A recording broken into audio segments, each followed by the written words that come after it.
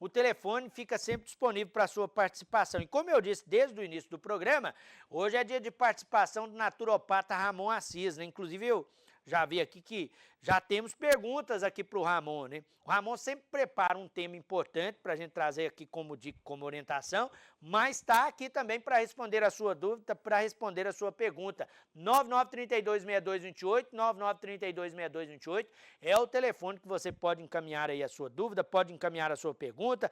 Daqui a pouquinho vou responder você, viu, Beatriz? Eu vi que ela já mandou para a gente aqui a pergunta, né? E quem quiser aí fazer qualquer aí indagação, qualquer questionamento ou pergunta, fica à vontade, porque o telefone está na tela, 99326228, 99326228. Vem para cá, Ramon. Ramon está aqui ao vivo nos estúdios da TV Candidez. Bom dia, um prazer te receber aqui mais uma semana, né? Prazer é meu estar aqui de volta. Principalmente porque a gente sempre traz, com a participação do Ramon, uma dica, uma orientação importante para você que está ligado aí na TV Candidez, para você que também está na plataforma digital, por isso que o telefone fica sempre disponível para você fazer sua pergunta e para você participar. E hoje o Ramon preparou aqui um tema importante, né, Ramon? Eu acredito que seja um dos, a gente não pode falar que é o mais importante, porque todos são, né? Mas um dos mais importantes eu acho que é, viu? Com certeza, Fabiano. Eu acho que muita gente vai aprender hoje, né, ou vai enriquecer o seu conhecimento. Primeiro, entender que os dados que a gente traz aqui são dados muito recentes, importantes, que a maior parte das doenças, quando eu falo de doenças, eu me refiro às doenças crônicas, as doenças não são as doenças transmissíveis, né, como de vírus, bactérias e fungos. Não são essas doenças, mas são as doenças que despertam ao longo da vida, né, as doenças inflamatórias, as ites, como a gente brinca, né, artrite, gastrite e tantas, né, labirintite, otites e assim por diante. Essas doenças, quando são crônicas, olha que dado importante, Flaviano, mais de 95% dessas doenças são adquiridas pela má alimentação. Mais de 95%. Ah, mas as pessoas podem indagar, e indagam muito para a gente em consultório, falam, mas e aquela doença que eu herdei, né, na minha hereditariedade, né, do meu pai, da minha mãe, eu herdei a doença, ela não vai despertar? Não. Se a pessoa tiver bons hábitos alimentares, essa doença não tem que despertar. Olha que dado super importante. Então, a pessoa, se ela criar um ambiente favorável para o despertar dessas doenças hereditárias, aí sim ela pode despertar. Mas que ambiente é esse? A alimentação. Então, por isso que o que a gente vai chamar a atenção hoje, o tema de hoje será a diferença entre comida de verdade para produtos alimentícios. E claro, né, a gente sabe que nessa vida corrida de todo mundo quer mais praticidade, mais velocidade, tudo bem que vez ou outra você fazer uso aí de algum produto alimentício, mas o problema está aí, quando as pessoas adotam isso como estilo de vida, pelo menos uma refeição todos os dias, 2 refeições todos os dias, sejam os produtos alimentícios, a gente acaba adoecendo. Às vezes não rapidamente, mas ao longo da vida. Então é importante a gente entender essa diferença, para que a gente possa descascar mais e desembalar menos, né? É uma frase que é bastante reflexiva. Bom, qual que é a diferença? A diferença é que tudo aquilo que passa pela intervenção humana, ou seja, tudo aquilo que a gente compra em padarias, em lanchonetes, em supermercados, em grande maioria, claro que lá também vende alimentos, mas a grande maioria desses produtos são encontrados nesses estabelecimentos. E aí a gente vai entendendo qual é a diferença. Quando você se alimenta mais de produto alimentício, com certeza você está adoecendo. Quando você se alimenta mais de alimentos de verdade, você está buscando e gerando saúde. Eu faço sempre uma brincadeira, Flaviano, que eu pergunto para a pessoa, olha, se você pegar aí laranjas bem da roça mesmo, espremer ali o caldo da laranja, não só colocar o caldo mesmo, não coloca água, não coloca açúcar, nem aditivo nenhum, nem adoçante nenhum. Isso é um alimento ou um produto alimentício? E pasme, a resposta sempre é um alimento. E eu respondo, não, é um produto alimentício. Então, tudo que passa pela intervenção humana, tudo que passa por um processamento, por um processo, é um produto alimentício. Então, comer laranjas, ir lá para debaixo do pé, descascar, chupa o caldo e come o bagaço, aí sim é um alimento de verdade. Mas o suco já é um produto alimentício. E, diga-se de passagem, que é um produto que, por ter um excesso de açúcar, né, quando você toma um copo de suco, você está ingerindo ali 6 laranjas, em média, né, é o dado estatístico que tem, e não vai ali a fibra do alimento, que contrapõe esse excesso de açúcar. Quando a gente vai comer laranjas, normalmente a média é 2 laranjas, comendo o bagaço todo. Então você vê que há um desequilíbrio aí nesse ponto. Então, comer laranjas é alimento de verdade. O suco de laranja ou qualquer outro suco não é alimento de verdade, é um produto alimentício. Tá vendo, gente? Hoje vocês vão entender aquele ditado que a saúde começa pela boca, viu? Sem dúvida. Porque todo mundo acha que esse suco aí direto da laranja é extremamente saudável, né? E é um engano. Olha aí. Hoje, dados, inclusive tiveram pesquisas europeias que mostraram isso. A ingestão de sucos de laranja, olha só, sem aditivos, sem açúcar, sem adoçante nem nada, em excesso pode causar esteatose hepática, que é a gordura no fígado, que está tão comum hoje em dia. Por causa de quê? Por causa do excesso de açúcar natural da própria laranja, né? E que não vai a fibra, que contrapõe, que tira o mau efeito aí do açúcar. Então é legal que a gente aprenda ou reaprenda a comer frutas, né, de forma integral, ou seja, se é laranja com bagaço e tudo, se é a maçã, comer toda a maçã, para que o nosso corpo consiga ter um equilíbrio, que a gente chama tecnicamente de homeostase. Quando a gente faz uso desses produtos, a gente pode estar perdendo esse equilíbrio. É claro, vez ou outra não faz mal para ninguém, mas o que vale é o nosso cotidiano ali no dia a dia. Então, tentar fugir de lanches rápidos, de sanduíches, né? Repito, vez ou outra, vai lá, toma um sorvetinho, alguma coisa, tudo bem. Mas isso tem sido prática de muitas pessoas diariamente, aí que entra o problema. Esse é um ponto importante, né, Ramon? Você disse que muitas pessoas têm substituído as refeições, né? Que é preciso pelo menos uma refeição bem feita por dia. Qual o prejuízo disso, né? Aquelas pessoas, para você que está em casa entender, aquelas pessoas que, às vezes, pela correria do dia a dia, deixam de almoçar para comer um lanche, né? Ou não faz aí a alimentação correta no horário da janta, né? Qual o prejuízo, né, isso traz para a saúde das pessoas? Pular essas refeições essenciais, né? Enorme o prejuízo. Entendendo já que muitas pessoas já estão substituindo os jantares por lanches.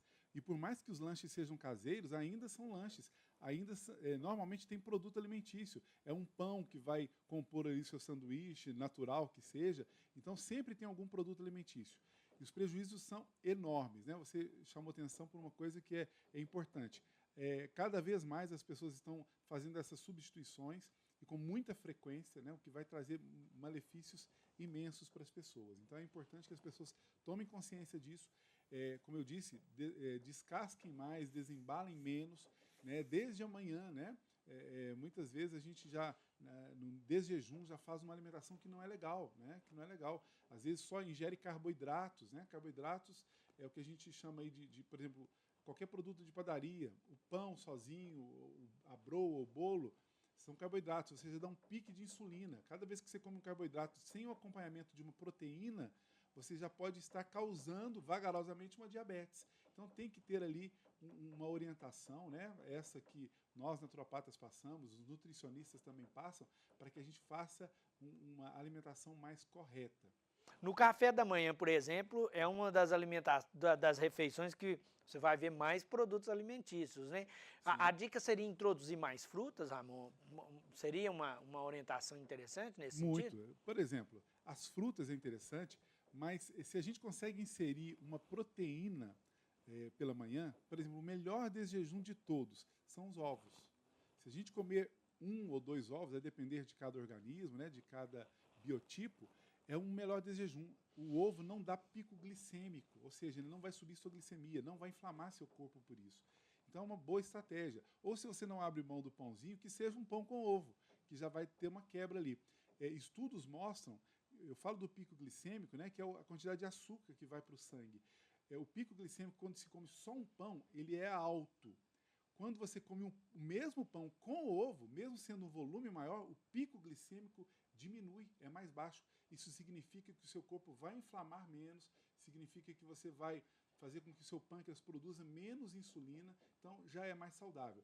Inserir castanhas, sementes, né? Quando você for comer uma frutinha, é o que eu faço em casa, por exemplo, quando eu como banana, eu coloco ali semente de abóbora, semente de girassol, chia, linhaça, gergelim, são propostas interessantes também para quebrar esse pico glicêmico que a própria fruta pode dar. Então, é conhecer um pouco mais desse universo e comer sempre comida de verdade.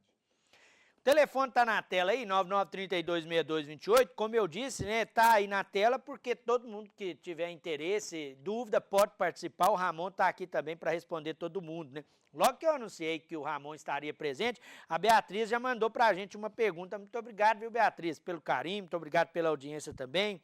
Ela quer saber o seguinte, ô Ramon, se faz mal tomar chá de alecrim ou de folhas de louro todos os dias? Beatriz, primeiramente um abraço, obrigado pela pergunta e participação, viu? Então, plantas medicinais é a minha grande admiração. Estudo muito e gosto muito. Eu recomendo, quando a pessoa não tem nenhuma orientação profissional de um especialista em plantas medicinais, que ela faça a utilização destes chás caseiros por no máximo 3 vezes por semana. Mas o ideal mesmo são 2 vezes por semana. Sejam esses chás mais corriqueiros, como o próprio alecrim que você citou, o louro, né, a folha de louro, né, os nomes científicos do alecrim é Rosmarinus officinalis, esse alecrim mais caseiro de quintal, né, e o louro é Laurus nobilis, né, o nome científico. São plantas extraordinárias, maravilhosas para a nossa saúde. Mas quando a gente usa ela repetidamente todos os dias, isso vale para qualquer planta, pode acontecer um efeito, né, farmacológico que chama tafilaxia. Esse efeito vai desde a pessoa dessensibilizar, ou seja, aquela planta não fazer o efeito desejado para a pessoa, mas também pode ter efeitos colaterais também. Então, o ideal, para que a gente faça isso com segurança, um adulto sem comorbidade, tomar chazinhos assim, de 2 e no máximo 3 vezes por semana. Mas esses chás são impressionantes. O orégano foi estudado recentemente e descobriu, por exemplo, que ele ajuda a alongar os telômeros. O telômero faz parte do núcleo do DNA. Então, comprovadamente, o orégano entra no rol das plantas que prolongam a vida. Olha que interessante. São 3 plantas que fazem isso. O astragalus, que é uma planta chinesa, a Camellia sinensis, que também é uma planta chinesa, conhecida como chá verde por aqui, e o orégano. Então, é uma planta extraordinária. Agora, em pequenas doses, no tempero do dia a dia, viu, Beatriz? Você pode usar com mais segurança e pode usar até diariamente. Agora, o chá é que vai uma quantidade maior, então tem que ser dosado. Agora, o louro, da mesma forma, como tempero, pode usar todos os dias, como chá, 2, 3 vezes por semana. Ela está até perguntando aqui se você pode indicar algum chá natural, né, que ela possa tomar além do alecrim e folha de louro. Você já trouxe uma dica importante aí do orégano. Já falei, né? Então, o orégano, tem aí também os temperos e especiarias, são chás maravilhosos, né? Entre eles tem o açafrão, tem o alho, tem o alecrim. Aliás, ela falou foi alecrim, né? Sim. Eu falei do orégano pensando no alecrim. Mas, na verdade, o alecrim é outra planta maravilhosa, que também é usada. Tem aí o manjericão, a manjerona, o tomilho, uma planta maravilhosa também. Então, esses temperos e especiarias, a gente pode tomar chás em revezamento. Toma aí segunda e quarta de um, terça e quinta de outro, e vai revezando assim esses chás que são maravilhosos. São antioxidantes, fazem um detox natural maravilhoso, são anti-inflamatórios e ajudam com certeza a melhorar a nossa saúde. Eu tenho aqui também a pergunta da Kátia. Muito obrigado, viu, Kátia, pela participação. Está ligada aí na sua orientação, viu, Ramon? Inclusive, ela já trouxe aqui uma informação importante. Ela está dizendo aqui, tem compulsão alimentar, não consigo comer só comida saudável, né? Mas ela quer saber se diabetes tem tratamento. Claro que tem. A Kátia? A Kátia. Kátia, um abraço, obrigado pela participação, né, e pergunta, tem tratamento? Claro que sim. Entendendo que eu falo que a proposta de alimentação para os diabéticos é a mesma que a gente sugere para todo mundo, né? Sair dos açúcares, né? Açúcares doces e açúcares não doces. É uma proposta. E essas compulsões, Kátia, como você tem, a maioria das pessoas podem ter, e por causa de quê? Por causa de uma má alimentação. Quem come muito carboidrato, né? Repito, os carboidratos são os farináceos, que é tudo feito de farinha, seja a farinha de trigo, seja fubá, polvilho, seja aí o pão que a gente come todos os dias, o arroz, a batata inglesa, macarrão, angu, né? São os principais carboidratos simples.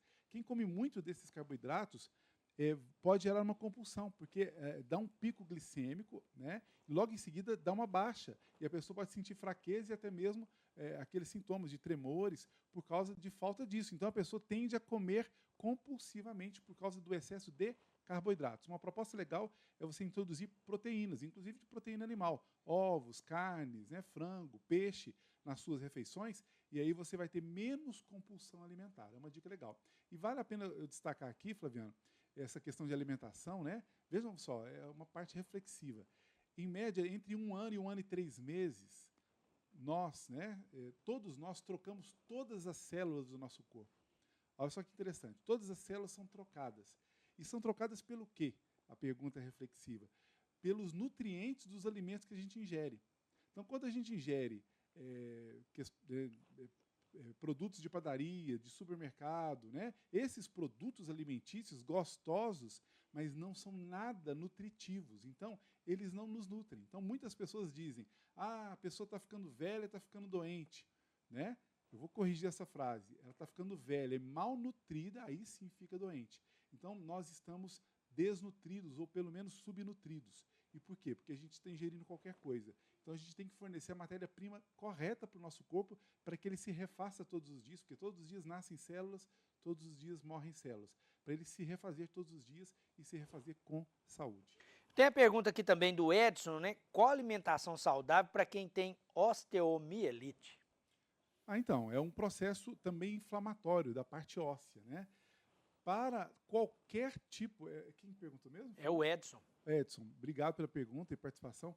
Para qualquer tipo de inflamação crônica, né, ou herdada, nós temos que tirar os alimentos pró-inflamatórios ou produtos pró-inflamatórios. E são esses que eu citei. Os farináceos, os açúcares, doces ou não doces, esses produtos embutidos, né, ultraprocessados, todos, sem exceção, são pró-inflamatórios. Ou seja, favorecem o surgimento ou a manutenção das inflamações.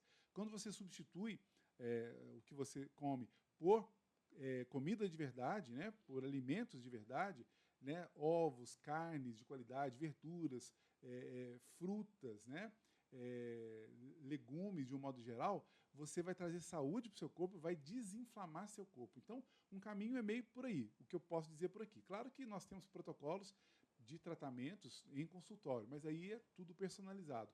Mas, a grosso modo, por aqui, qualquer processo inflamatório pode ser evitado pelo que você come. Já dizia o pai da medicina, Hipócrates, o teu alimento será teu remédio, o teu remédio será o teu alimento.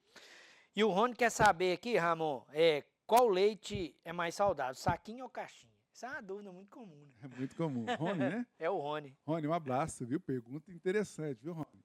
E polêmica, né? Na verdade, se nós observarmos no universo animal, né, nós veremos que todos os mamíferos, ao sair da primeira infância, todos, exceto nós, humanos, eles não tomam mais leite, né? Pense nisso. O leite animal, ele é o melhor alimento do mundo para o seu filhote, ou seja, o bezerro, o melhor alimento do mundo para o bezerro é o leite de vaca, e assim por diante dos demais mamíferos. Então, o leite deixa de ser saudável quando, a partir de 2 anos de idade, nós humanos começamos a perder a enzima que digere o leite. E muitos de nós nem temos ela mais na fase adulta. E algumas crianças perdem ali até os 9, 10 anos de idade. Então, o leite deixa de ser um alimento saudável depois que passa a primeira infância. E passa a ser um alimento pró-inflamatório. Então, são muitos os casos de pacientes que chegam para mim e têm alguns processos inflamatórios crônicos, eu peço para retirar o leite e eles melhoram. Então, há que se observar isso. É claro que ele ainda é muito indicado por profissionais da área de saúde como fonte de cálcio, mas nós não precisamos do leite para ter cálcio. Né? Pensem, por exemplo, se a vaca coloca tanto cálcio no leite como ela faz, de onde ela tira o cálcio? Não é de leite, porque ela não toma leite, é do pasto, né? Do capim. Então, o nosso capim são as verduras de cor verde escura. São riquíssimas em cálcio e são suficientes para nos manter nutridos.